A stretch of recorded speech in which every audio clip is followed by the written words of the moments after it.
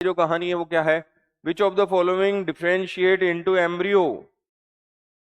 अगर हम बात करें कि एम्ब्रियो कौन बनाता है भाई, ये यूं है बात यहाँ पर। एंडोमेट्रियम में तो इम्प्लांटेशन होता है, वो तो इनर मोस्ट लेयर है किसकी, यूटरस की। ब्लास्टोसील, ब्लास्टोसील एक कैविटी होती है जो ब्लास्टुला स्टेज के अंदर होती है। हम ये कहेंगे ट्रोफोब्लास्ट, ट्रोफोब्लास्ट जो है ब्लास्टोसिस्ट जो कंडीशन होती है उसकी आउटर मोस्ट जो लेयर होती है वो ट्रोफोब्लास्ट होती है। इनर सेल मास, उसके अंदर ब्लास्टोसिस्ट के अंदर जो रहता है इनर सेल मास, ये एम्ब्रियोनल नॉब। तो इनर सेल मास जो है इसी से इनर सेल मास से ही एम्ब्रियो बनता है। तो यहां पर जो है आंसर तो चला जाएगा inner cell mass. Which of the following differentiate into embryo. और अगर आप कहो कि गुरुजी हमें समझाओ, हमें बताओ, हमें इसका सॉल्यूशन चाहिए, तो ये लीजिए इसका सॉल्यूशन।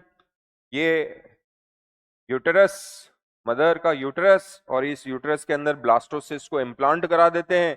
आप कहोगे सर कहाँ पर इम्प्लांट होगा, तो जो है एंडोमेट्रियम के अंदर जो है इम्प्लांट होगा। इनरमोस्ट जो लेयर बनाएंगे वो इनरमोस्ट लेयर में, तो थोड़ी थोड़ी बना रहा हूँ, पूरी बना सकते हो बेटा। अगर हम बात करें कि ये जो है ये एंडोमेट्रियम, और एंडोमेट्रियम के अंदर हमने ये जो है ब्लास्टोसिस्ट को क्या कर दिया है, इम्प्लांट कर दिया। ये ब्लास्टोसिस्ट का इम्प्लांटेशन हो गया। ब्लास्टोसिस्ट में सबसे बाहर एक प्रोटेक्टिव लेयर होती है और इस प्रोटेक्टिव लेयर को हम बोलते हैं ट्रोफोब्लास्ट। तो ब्लास्टोसिस्ट के अंदर ये प्रोटेक्टिव लेयर बना दी, और ये जो प्रोटेक्टिव लेयर है इसका नाम है ट्रोफोब्लास्ट, जो बाद में फिटल मेम्ब्रेन बनाएगी।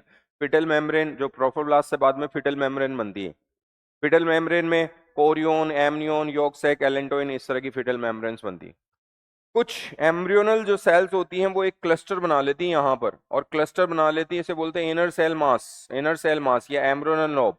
तो ये है बेटा जी क्या, ये है इनर सेल मास, या फिर इसे जो है एम्ब्रियोनल नोब भी बोलते हैं। इसी से जो है वो, यही जो है एम्ब्रियो में फिटस में कन्वर्ट होती है। इसी से जो है वो फिटस बनता है, एम्ब्रियो बनता है, यही एम्ब्रियो में कन्वर्ट होता है। तो ये जो है कहानी, इसी में स्टेम सेल्स वगैरह होती है। तो ये कहानी है इनर सेल मास, आंसर चला जाएगा बेटा। चलिए आगे बढ़ती है हमारी